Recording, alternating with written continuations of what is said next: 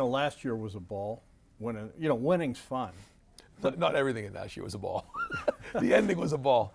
Yeah, but you seem though to be having a lot of fun this year. Just from I see you interacting with the kids. Are you having fun? You like this group? Well, I don't know if it's appropriate to say here, but we say this all the time to the players. Fun is kicking.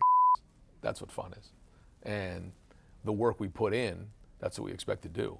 And when you have a coaching staff and a group of players that come to work every day with a great attitude, it's fun to be around. I thought we got closer as a group last week going on the road against Washington, and it's fun to see. It's fun to watch the growth of these young men. It's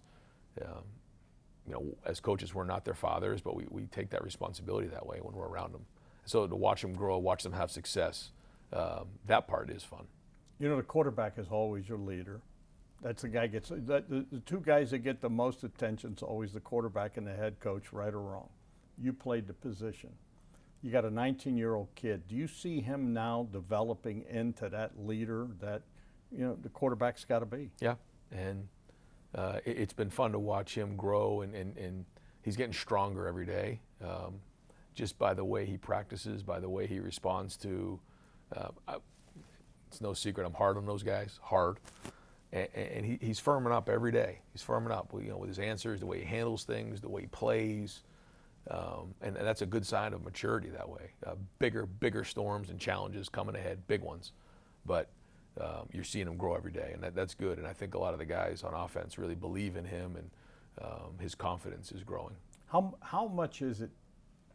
It's changed. The game's changed. You got the portal, NIL, all that, but you coach kids hard. How important is it to bring the right kid in here that you can coach hard? Very important.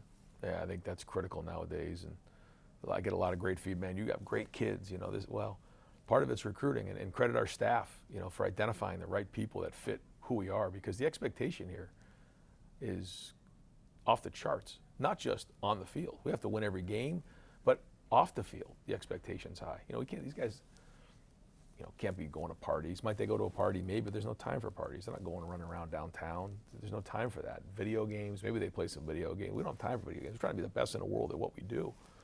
And so Ohio State isn't for everybody. And it isn't just on the field. That's a big part of it, but it's also off the field. We have an expectation of how we handle ourselves and an obligation to the people in the city of Columbus, state of Ohio, and across the country on how we handle ourselves. And so the guys understand that when they come in here. We talk about the tradition of Ohio State and what comes with it.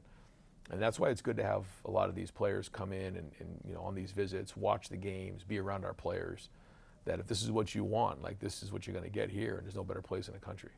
You talk about culture. Is the culture here where the kids hold each other accountable and, do the right thing? Yeah, that starts with Mick in the weight room.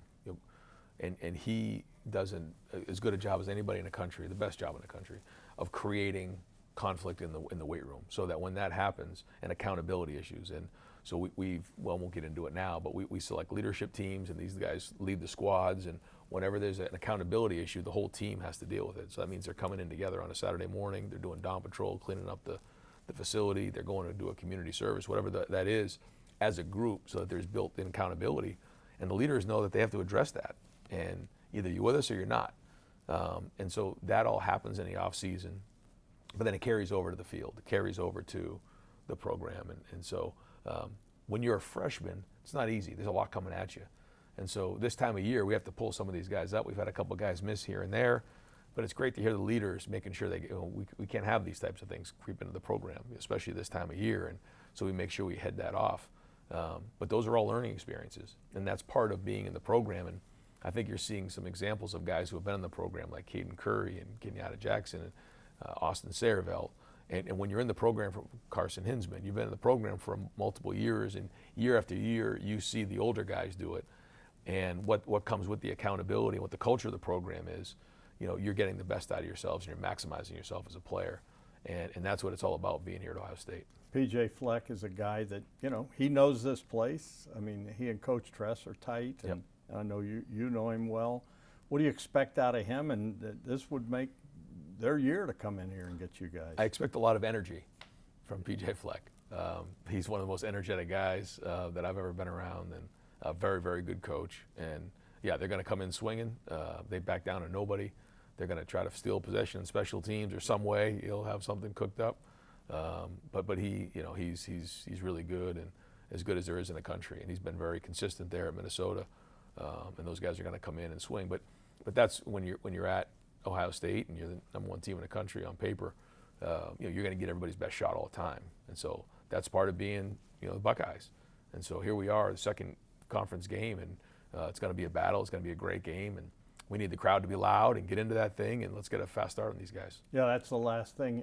And you're in conference play. Every game is hard. Everybody wants to beat Ohio State.